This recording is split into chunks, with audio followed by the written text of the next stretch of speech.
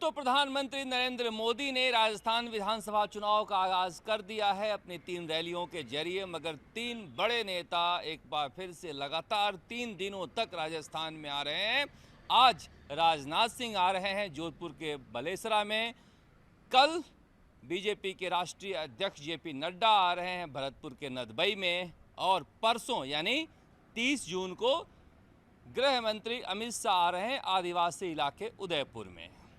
BJP अपना plan बना रही है किस तरह से मुख्यमंत्री अशोक गहलोत की घेराबंदी करे, क्योंकि इस बार उनका लोकप्रिय चेहरा वसुंधरा राजे नेपथ्य में है। इसलिए राज्य के दूसरे नेताओं के अलावा जो केंद्रीय नेता हैं उनके चेहरे जनता के बीच उतारे जा रहे हैं। उसमें खास करके उन जगहों की तलाश की जा रही है जहां पर बीजेपी पिछले विधानसभा चुनाव में हारी है। मसलन आज राजपूतों के दिल कहे जाने वाले हार्टलैंड में बालेसरा में आ रहे हैं राजनाथ सिंह। निश्चित रूप से बीजेपी का फोकस राजपूत वोट बैंक होगा, क्योंकि जिस तरह से मुख्यमंत्री अशोक गहलोत ने महाराणा प्रताप बोर्ड बनाया है या फिर राजपूतों के लिए अन्य सुविधाओं की घोषणा की है, बीजेपी को लगता है कि अपने कोर वोट बैंक को बचा कर रखना है। बालेसरा आ रहे हैं जहां पर बाबू सिंह राठौड़ इस बार चुनाव हार गए हैं और वहां पर कांग्रेस की मीना कंवर जीती हैं, जो खेसी राठौड़ के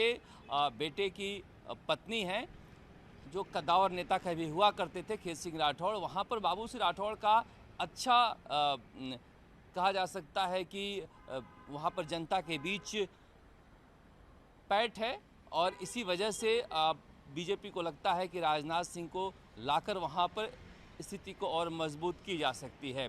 इसके अलावा भरतपुर आ रहे हैं जेपी नड्डा, हालांकि वहां पर वो कार्यालय का भी उद्घाटन करेंगे, कार्यकर्ताओं से भी मिलेंगे, मगर सभा नदबई में हो रही है। नदबई ऐसा इलाका है जो बीजेपी का स्ट्रांग होल्ड माना जाता है और वहां पर कांग्रेस नहीं जीत पाती है कई चुनावों से, मगर पिछली बार बसपा के टिकट पर जोगिंदर आवाना वहां से जीत गए और कांग्रेस में शामिल हो गए हैं। हालांकि जोगिंदर आवाना के खिलाफ वहां पर एंटी इनकम्बेंसी देखी जा रही है।